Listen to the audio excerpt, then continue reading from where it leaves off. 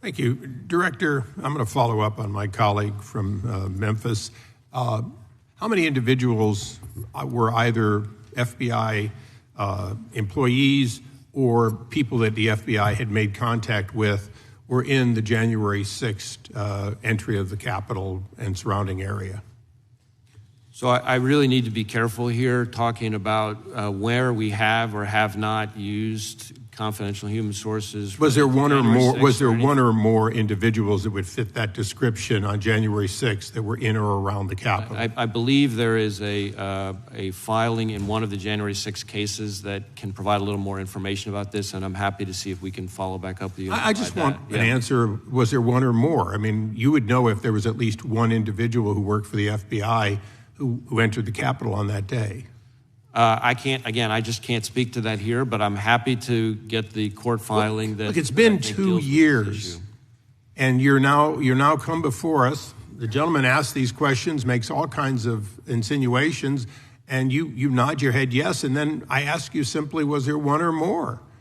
And you won't answer that. So I'm going to make the assumption that there was more than one, more than 5, more than 10, and that you're ducking the question because you don't want to answer for the fact that you had at least one and somehow missed understanding that some of the individuals were very dangerous and that there were others inciting individuals to enter the Capitol after others broke windows. So I'm just going to move on because I think it is time to move on past January 6th.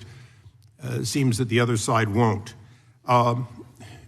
You're a near cabinet level individual. You enjoy a term in Senate confirmation. Do you feel comfortable speaking to other members, either cabinet level or sub-cabinet level, when appropriate, to resolve problems within the government? Absolutely. Okay.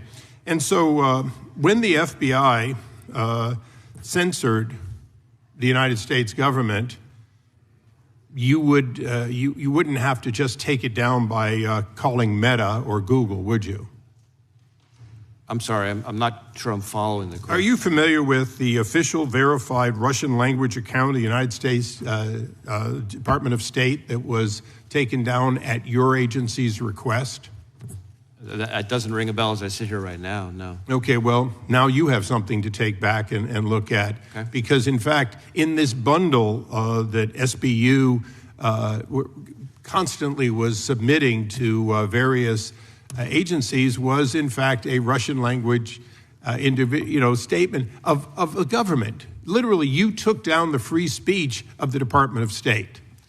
So, yes, go ahead. You mentioned SBU. I'm not sure we're talking about the same thing, but I will endeavor to provide a little more context, at least as to SBU. Yes. I believe what you may be referring to, but I'm not sure we're talking about the same thing, is that when Russia invaded Ukraine, the Security Service of Ukraine, the SBU, which is a long-standing good partner of the FBI, asked us for help on a whole range of things. And one of those things was to contact U.S. companies on their behalf because the Russians, the invasion, had cut off the Ukrainians' communications. And so we did pass through information from the SBU to social media. Are you also familiar with the fact that President Zelensky has had to clean house at the SBU? I know there have been a number of personnel changes. Okay. Well, we'll follow up with this in more detail. The question I have for you is, you're the premier law enforcement operation, and you're a former Department of Justice, high-ranking executive at all levels. So would you agree that the job of the FBI is criminal investigation?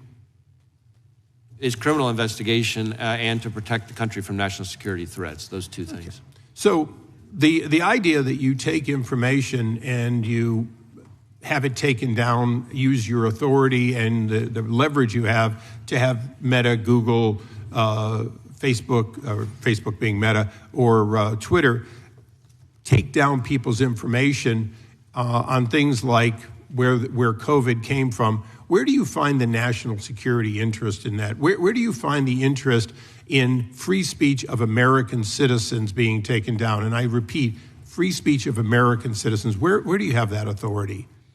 So we don't ask social media companies to censor information or suppress information when it comes to national security threats, certainly.